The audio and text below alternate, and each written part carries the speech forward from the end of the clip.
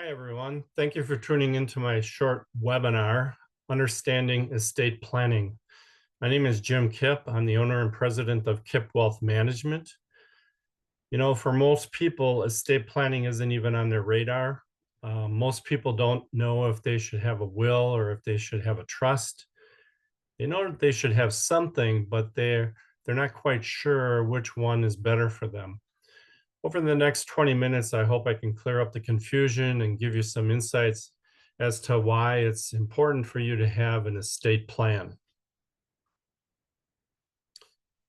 Again, my name is Jim Kipp, president and owner of Kipp Wealth Management. I've been a financial strategist for 40 years now. I specialize in retirement planning, estate planning, legacy planning, and asset protection. I'm located in Palm Coast, Florida, but I do business all over the country virtually. This is my back office for support. They help me with research. They run illustrations and reports for me and help me with marketing. I want to start out with a disclosure, of course. Legal documents that are provided are written by attorneys. We can provide you with estate document software that's licensed from Estate Documents Pro. This presentation provides general information about legal topics. Kipp Wealth Management, KeyEstateDocs.com, Legend Partners, and Estate Documents Pro are not law firms and do not provide legal or tax advice. This presentation and any products discussed are not a substitute for the advice of an attorney. You should consult with an attorney and tax advisor licensed to practice in your state for advice if you have any questions about specific circumstances. If you don't have an attorney or a tax advisor, we can provide one for you. So when should you start an estate plan? These are things to consider whether you're young or old. What if you become incapacitated? Who's going to take care of you the way you'd like to be taken care of? Who can legally take care of your finances for you? What if you have minor children? Who's going to take care of them if you're not around or if you're no longer capable of making decisions? What if you have a family member with special needs or a drug problem? Is it a good idea for them to inherit a lump sum of money? Will they be able to take care of that money? Over 50% of Americans do not have an estate plan. The people who do only have a will, mistakenly thinking their family won't have to go through probate court. So which plan do you have? Do you have the government's plan or your family's plan? If you don't have a will or a trust, your family automatically gets the government plan. The question is, which plan gives you and your family the control over your assets? If you don't have a will, or even if you do have a will, your family must go through probate. The probate process is slow, more expensive, and information will be made public.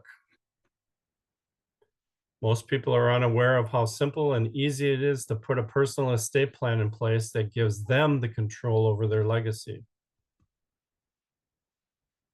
Which plan do you have? Is it behind door number 1, door number 2, or door number 3? Door number 1, you have no plan. That means you have no control. The government has complete control over your estate. You have no will. That means you died intestate. The family must go through probate court. The judge decides how your assets are distributed. Door number 2, you have a last will and testament, so you have limited control. That means you do have a will. The family must go through probate. Family notified how estates are distributed through the court system. It's expensive and your information is made public. Anyone can contest your will. Your creditors, that's what your will is all about, so that creditors can come back to your estate and get paid what they're due. Number 3, a revocable living trust. Revocable living trust gives you the most control that you can have. You have pre-planned for your family. It avoids probate. It's much less expensive. Information remains private. Your family remains in full control of your assets. The probate court, that's the government's plan. Your assets have to go through probate, and then eventually it's distributed to your heirs. The court decides who receives your assets and how it will be distributed to your family. Your family's privacy is lost. So that means that it's exposed to identity theft. When you have to go through probate, you can get all the information that you need off the internet. And the identity theft, people are looking for that every day. The family waits months or even years before receiving assets. Probate fees range from 5 to 10% of the estate. So if you have a $1 million estate, that can cost over $50,000 to settle that. If you have a will, the executive of your will is called a personal representative. And this is the process that they have to go through.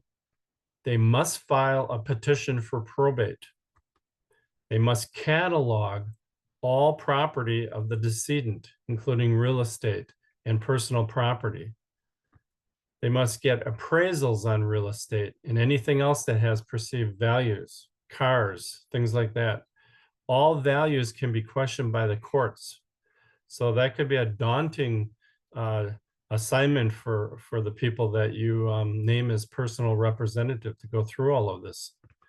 They must pay any outstanding debts, claims, or taxes that are due. They must collect any income, royalties, stock dividends, things like that. Anything that the deceased is entitled to. And that can take a lot of time to do that. They must settle all financial and property disputes. They must file the decedent's final income tax return. They must file the estate tax return if they're going to have estate tax due. They must prepare an accounting of estate assets and expenses. Now, they can do that themselves, or they can hire an accountant to do that, but that costs money. They must litigate any creditor claims. And they must distribute or transfer the remaining property to the heirs. So they're responsible of doing all of this, all of these things through this process.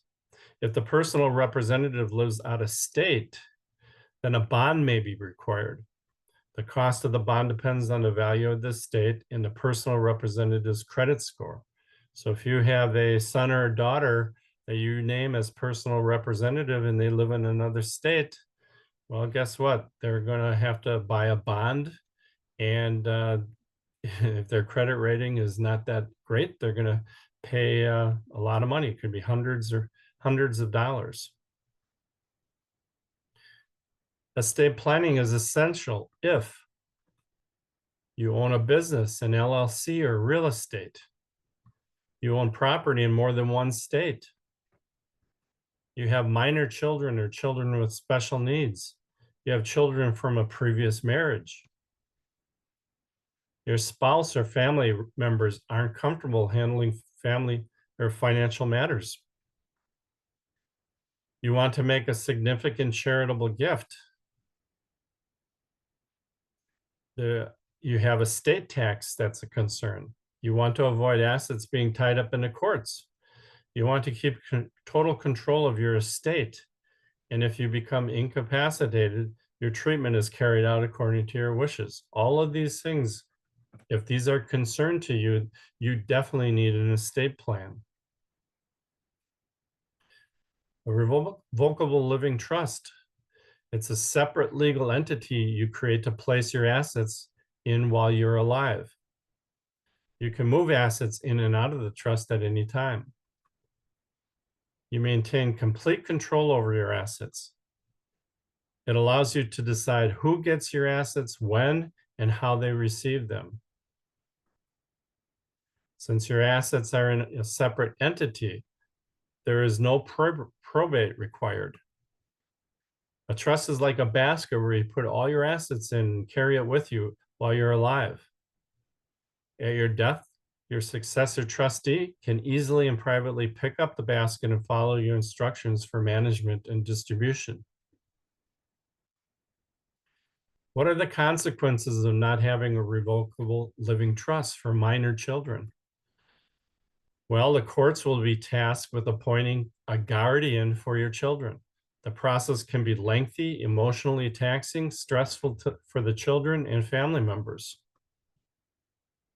Probate courts will decide who manages your children's financial assets, potentially taking months or even years. So if you have a 529 plan for college set up for your children, guess what? The court's gonna they're gonna decide how that money is distributed.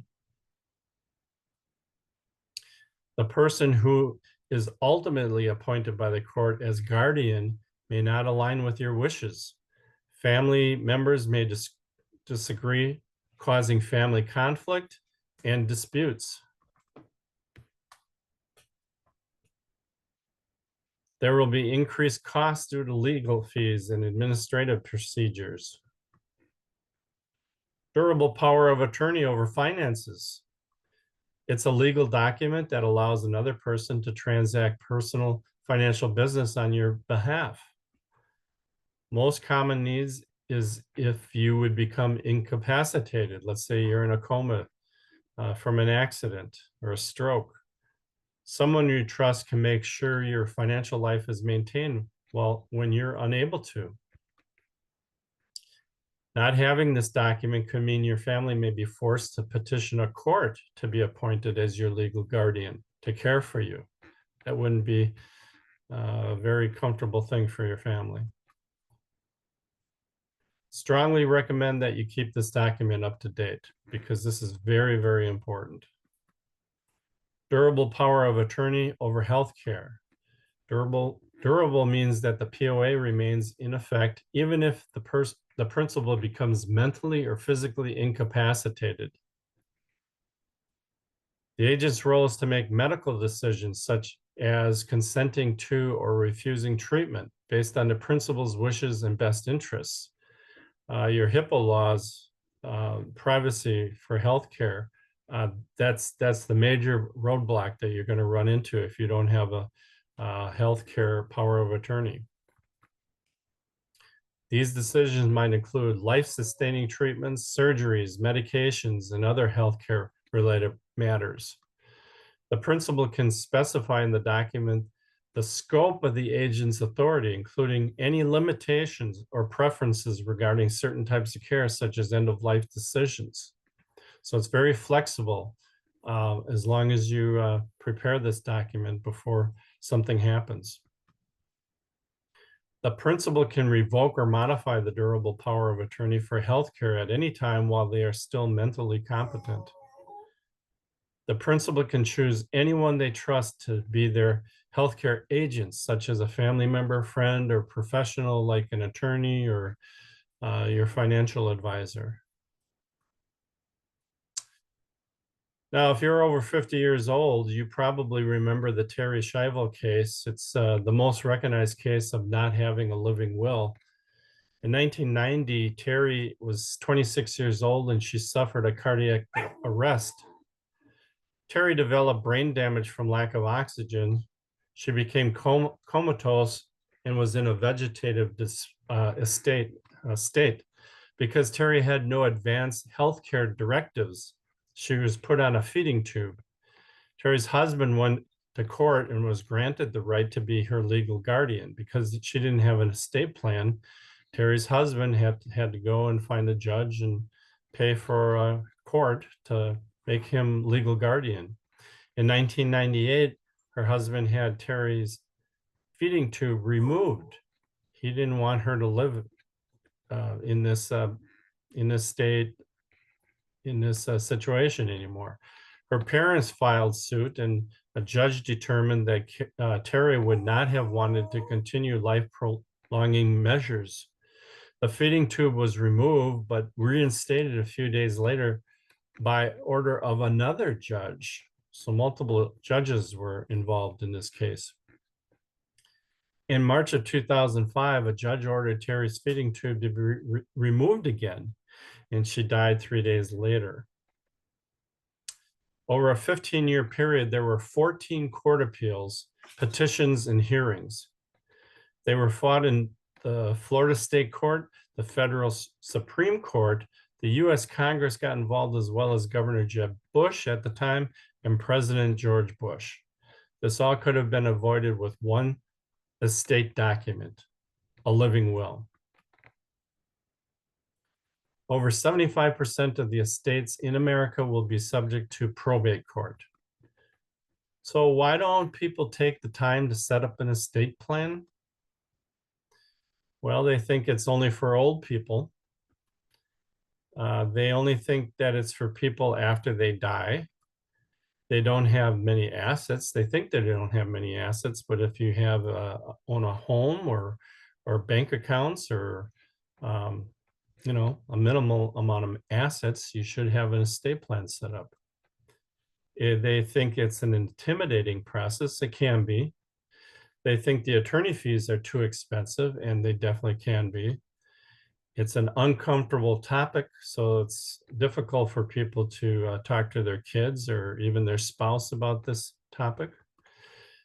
They think it's too complicated, and then they procrastinate. They think, well, they got plenty of time ahead of them, but you know, today you get into a car accident, and that could be it. Funding your revocable living trust. 80% of revocable living trusts are not funded or are not funded correctly. Most law firms only provide you with instructions about funding your trust. It's up to you to fund it. If certain types of assets are left outside the trust, your trust could become worthless. Your family could be headed to probate court. A real good example is I find that people own a small business, they own an LLC, and they don't put that in their trust, and then they pass away, and the family's going to be going to probate anyway. It's essential that you know which asset to include into your trust and which assets you shouldn't. So you need guidance in this area here. For instance, if you put an IRA in your trust, that would not be a good thing, because if the IRA is outside of your trust and you pass away, you can pass those assets on over 10 years. If it's in your trust, then that means that has to be paid out in a lump sum, and all the taxes are due at one time. So that would be a bad thing. Anytime you call your lawyer to help you put an asset into your trust, you're going to be writing a check to that attorney. Now I help people set up a creative and comprehensive estate plan. Included in that estate plan is a revocable living trust. You have a certificate of trust, meaning that it's just basically a summary that you can use if you have to prove that you have a trust to a financial institution, as an example. They don't have to be looking at all your private information. It's just a summary. You'll have a durable power of attorney over finances, durable power of attorney over healthcare. You'll have your advanced medical directives set up, meaning it's your living will, basically saying what you would like to have done if you were put on life support. If you have minor children or adult disabled children, we'd help you set up or give instructions on guardianship for that. We have an exclusive funding kit, meaning that you are in control of your funding, where the software here will ask you the questions line by line about how you want to fund your trust, and we make sure that it's definitely funded. You have unlimited funding letters. These are letters that typically you have to pay an attorney to set up, and this is free of charge. And basically, take a brokerage account as an example, if you wanted to put your brokerage account into your trust, it's a letter that we provide for you, explaining to the brokerage firm how you want your brokerage account to be titled. You'll have an online document vault that's totally secure, where you can go into that vault and you can take a look at what you have funded into your trust. If you want to make any changes to your trust, you just go into your account online. It's free. You can make unlimited changes. You can do unlimited updates free of charge. And then we also provide asset protection tips for you. We take a look at your whole situation and show you where you would have some pitfalls in your financial plan, where you would be subject to somebody going after your estate. We also give you asset optimization guidance. So we'll take a look at your assets and show you how you can optimize those assets.